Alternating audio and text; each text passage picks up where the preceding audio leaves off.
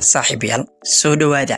kuna soo dhawaada YouTube-kiina Wallah Media dhammaan waad ku mahadsantihiin daawashada muuqaalkayga aad daawanaysid waanigoo hana dirigaashaan oo idin leh mar kale isku soo noqod wanaagsan oo waliba xiiso leh haddaba aan ugu galnaa mawduuceena caaba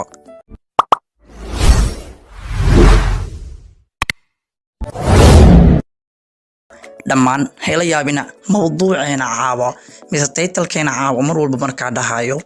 badana muuqaalada waxaan soo duubaa habeen maqribka iyo cishihii inta u dhaxaysa la raasada mawduucyadii aan soo wadnay ayaan ku dhex jirnaa still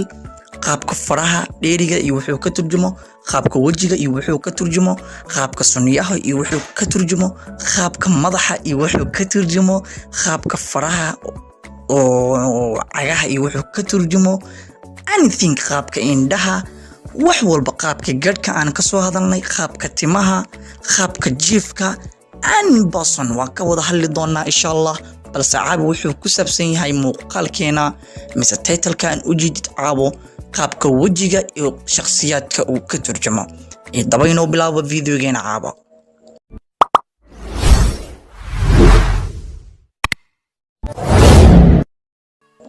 laymanka wajiga waxa uu ka turjumaa qayb ka mid ah shakhsiyaadka qofka laymanka toosan ee wajiga hore ku yaala daawade laymanka sanka agtooda mara iyo laymanka taagan ee labada indhood dhexdooda ku yaala labada layn ee indhaha dhexdooda ku yaala meeshaas labada sunniya dhexdooda ula jeedaaye oo kuusan u jeedid daawade waa qof gabi ahaanba naftiisa aad iyo aad u adag daawade sidoo kale qofkani waxaa aad iyo aad u adag inuu xilliyada habibaadhidiisa ku aadan mise xilliyada dhalashadiisa u taqaanin mise xilliyadii oo qofku uu jecel yahay oo baranayay adiga waqti maba qiimeeyo gabi ahaanba yani waqti ma qorto dad waxaa jiro oo aad dareemi kartiin fila dhalashadoo kale aad u tixgeliyo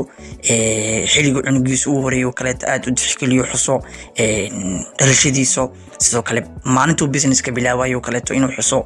adigu waa dareemi kartiin fila xilliga oo mobilka soo gadanaya noqoto xilliga uu laptopka xilliga lamaanihiisa baranayay anything qof waxaa jiro shay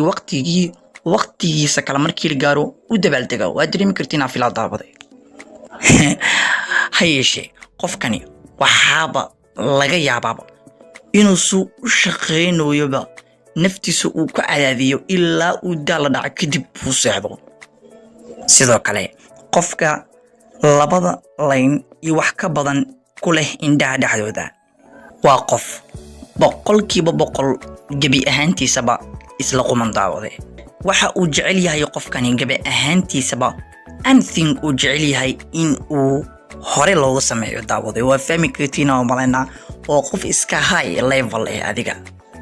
hayeeshee qofkani wuxuu jecel yahay dadka boqortooyada si u dhaqmaan oo kale in loola dhaqmo shaygu dalbadaba hore looga keeno anything waa fahmi kartiin fila daawade sidoo kale qofkani hadduu kaaba ku yahay mise booskaaga yahay waxa aad iyo aad u adag daawade iyo sida uu waxba u rabo inaad u samaysid waxaa laga yaabaa inay aad iyo aad ku adkaato daawade sidoo kale qodobka xiga haddaan u gudubna daawade laymanka sanka agtooda marad laymankan waxaa loo yaqaanaa mise loo yaqiinaa laymanka murugada hayeeshee waxa ay soo baxaan laymankani qofka markuu gabi ahaanba murugsan yahay daawade waxaa laga yaabaa in uu laymankan sababay qof aad iyo aad uu u jeclaayay mise aad iyo aad noloshiisa gorobkiisa gacanyarihiisa boqoradiisa anything ahaayay oo aad iyo aad ugu dhawaayay qofkaasi inuu waayo hayeeshee mise kala dhanka kale haddaan u fiirno mise qofkiiba aaba ka dhintayba saasi ayaa caddaynaysa qofkani inuu labada layman labada dhinaca ka soo kala bixiyo sidoo kale laymanka jiifa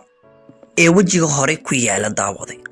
hayeeshee saynisaano badan mise khubaro badan oo cilmu nafsiga ku dhex jira ayaa waxa ay sheegeen shaqooyinka kala duwan ee maskaxdiisa ka socota qofkani hayeeshee khubaradu waxa ay sheegeen markay bartaan xirfado aad iyo aad u adag ama ay maskaxdooda si aad iyo aad u kabacdo ha yeeshee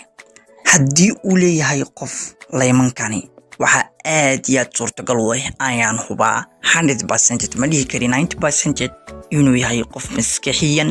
aqliyan anything ka dhisan aad iyo aad u fiican amazing and videogeena ku soo dhawaado ma jecli si kasta aad ku maysantiin daabashada muuqaalkayga daabateen waani waxaan dirigashaan wadiin leh caafimaadkaaga ka faa'iideysa kadibna khayr badan bye bye